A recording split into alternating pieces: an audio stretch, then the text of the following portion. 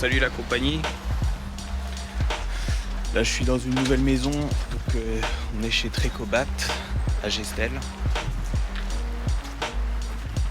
Donc là je viens de débarquer, on est lundi matin.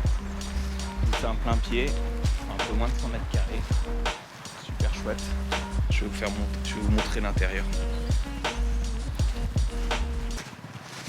Donc, je suis déjà passé une première fois, c'était la semaine dernière, pour faire un petit tour, comment ça se passe, voir l'état des supports et puis comment se passe le chantier en général, parce que faut jamais arriver trop tôt en peinture. Après, le plus tard possible, c'est le mieux, puisque au moins il n'y a pas d'artisan. Et puis j'ai la voie libre, tout est fait. Il n'y a plus qu'à masquer, poncer et peindre. Alors voilà. Donc là on est à l'intérieur du salon, l'intérieur du salon, avec des belles fenêtres en graphite, super chouette cette matière. Et là on a la magnifique verrière de chez Style Design 56. Donc la couleur, franchement, si vous voyez bien à la caméra, la couleur est franchement identique aux ouvertures extérieures. Le gars a fait vraiment un super boulot. Allez, je vais vous montrer le reste.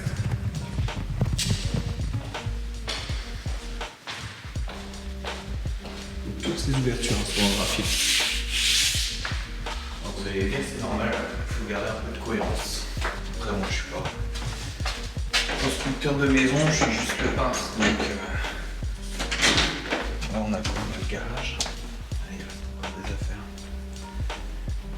Ça c'est plus la partie privée, moi je rentre pas dans ces endroits-là, ça ne me regarde pas. Voilà, le chouette salon.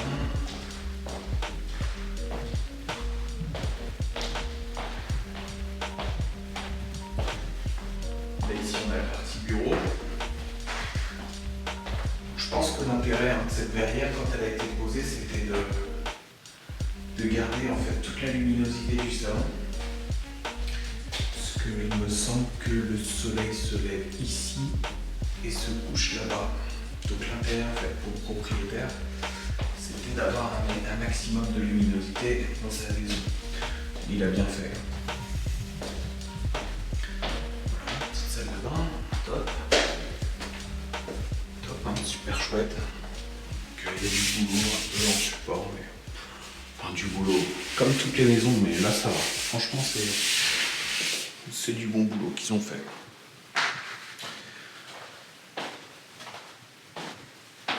On est sur la première chambre, puisqu'on a deux chambres. Les portes, moi je vais me passer d'abord, comme je fais d'habitude, un trait de peinture sur cette surface en médium, puisque ça a tendance à pas très bien passer à l'airless. Quand vous pulvérisez à l'airless ces portes-là, vous allez avoir tendance à avoir un manque en fait sur ces lignes. Donc moi je passe directement un coup de pinceau et après je ponce directement avec ma ponceuse rotative. De cette manière en fait je sais que c'est bien imprimé ici et j'aurai pas à surcharger avec mon pistolet, parce qu'une fois qu'on surcharge avec le pistolet, ce qui risque de se passer, c'est qu'on va avoir des coulures. Voilà. Donc les contours de porte c'est pareil, on va mettre une impression spéciale qui s'appelle, alors c'est l'aquarelle isolant, enfin c'est l'isolant de chez Unicalo. C'est une boîte, c'est un pot qui est noir avec marqué en vert isolant. Voilà. Pareil, des graphiques toujours partout dans la maison. Donc il y a un peu de masquage, comme il y a des sols à faire, ça prend un peu de temps. Mais franchement, je vois les supports, c'est très très propre. Très très bien. Voilà, bon bah je vais peut-être passer tout à l'heure en POV, comme ça je vais vous montrer exactement ce que je fais. Comme ça vous verrez, vous serez au cœur de l'action, vous pourrez tout voir.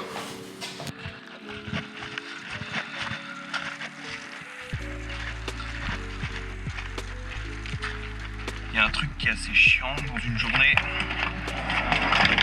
C'est qu'il n'y a que 24 heures par jour. Et franchement, des fois, pour tout faire,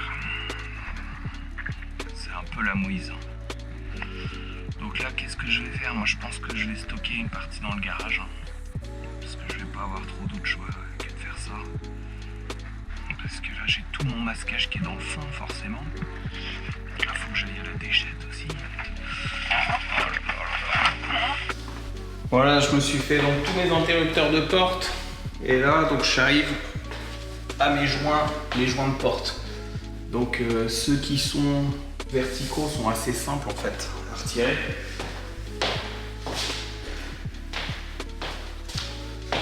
Et dès qu'on arrive sur les horizontaux, c'est plus la même. Donc petite astuce en fait qui consiste à prendre une spatule. Là ici on va essayer de rentrer bien entre le joint et le bloc porte.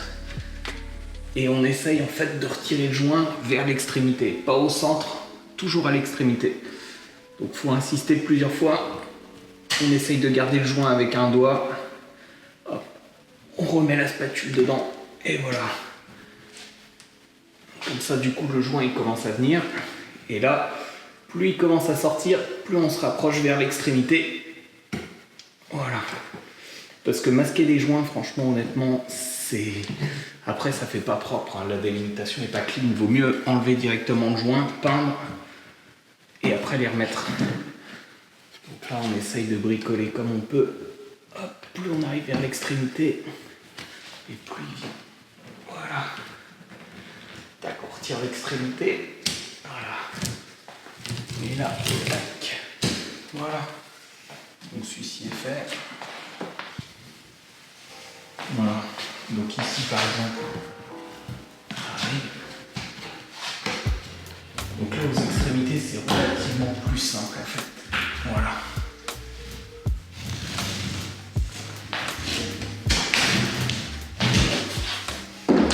Faut faire assez gaffe en fait quand on y retire, de faire attention aux extrémités. Ici c'est super fragile.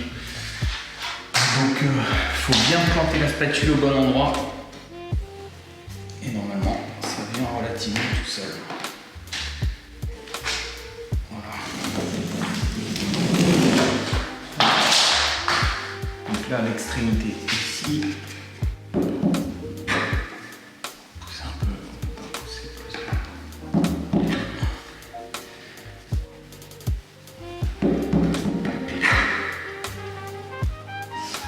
Bon, à la limite, il aurait fallu que j'enlève plutôt la porte parce que.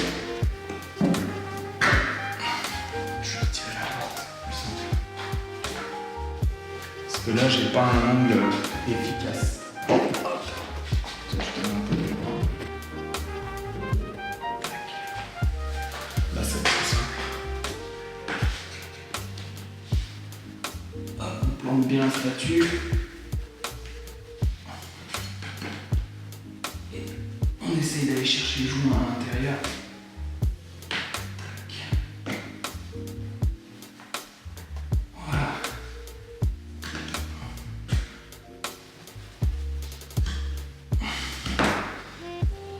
Et on garde toujours le doigt pour éviter qu'il se remette dedans.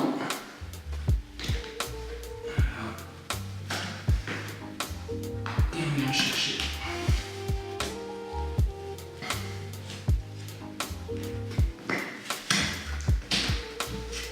Voilà.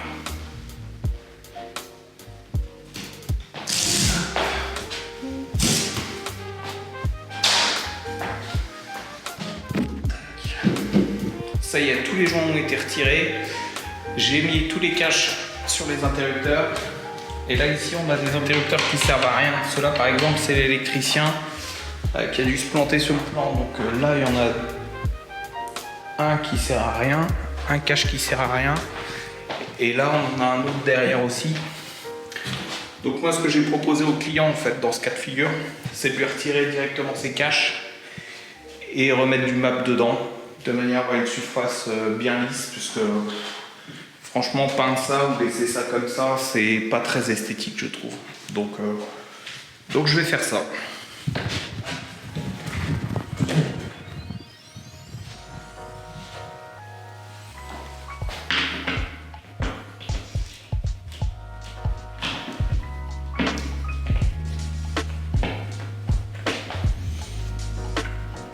Je sais pas trop ce qu'il y a derrière, on va voir.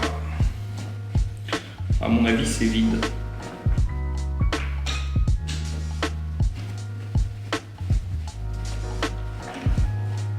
Et non, c'est pas vide.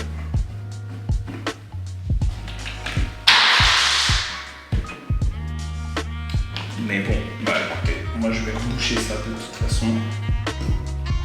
On va reboucher au map. Et puis ce sera comme ça. Donc ça c'est le premier, on va faire le deuxième.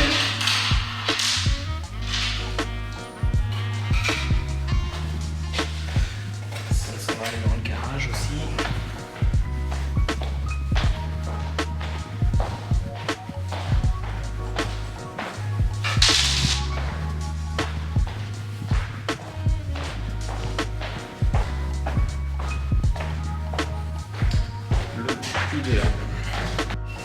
Ok, maintenant on arrive au masquage.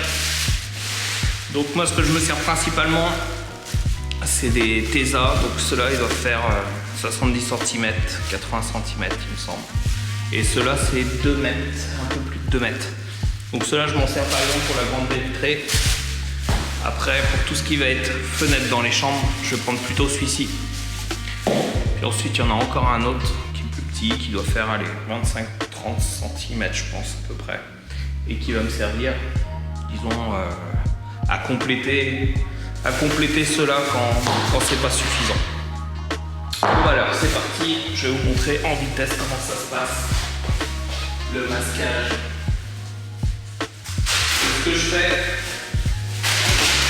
je prends toujours un peu plus large, et je vais pas chercher en fait à tout de suite arriver pile poil à fleur sur ma fenêtre.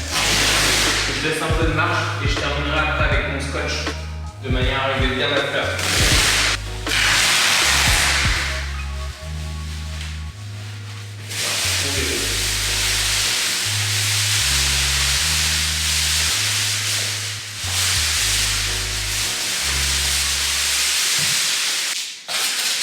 Donc en scotch, c'est le 43-23 de chez Tesa.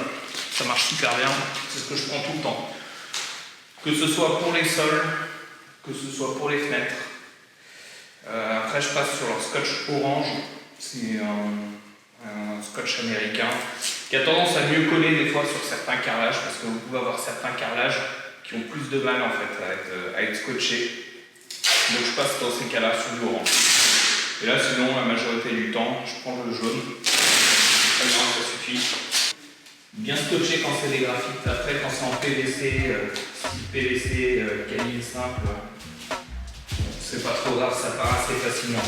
Mais là, si vous commencez à frotter dessus, avec une éponge, le côté vert de l'éponge, ça risque de faire partir la peinture.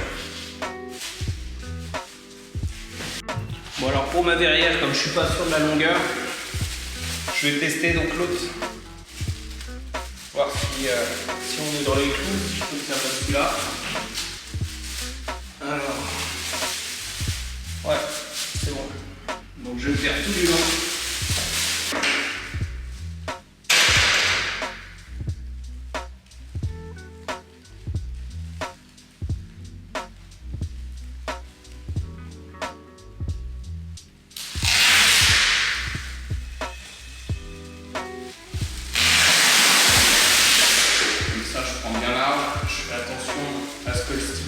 Pas se coller. Bon, après je peux mettre grossièrement et je remettrai un scotch dessus. Comme ça m'évite de trop.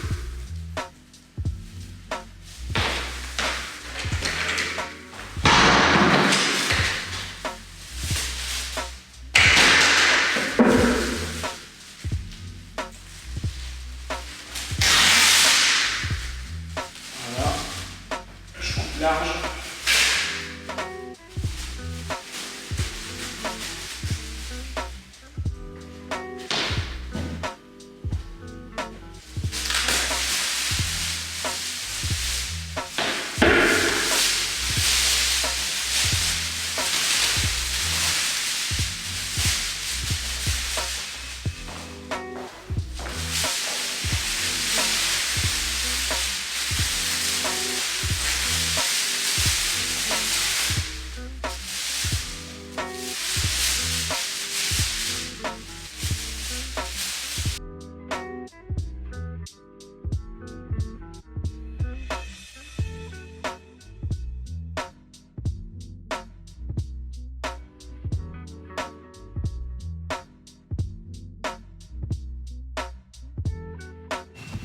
Ok, ça y est, tout a été masqué donc en hauteur, sauf les luminaires que je me garde.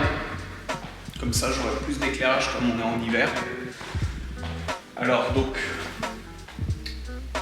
toutes les prises ont été faites.